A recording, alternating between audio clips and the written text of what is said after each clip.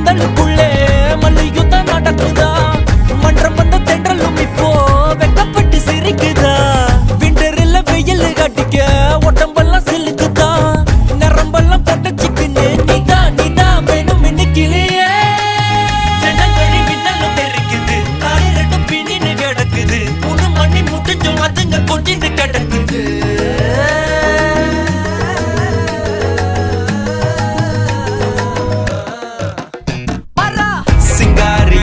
கொஞ்சம் சிக்காம சிக்க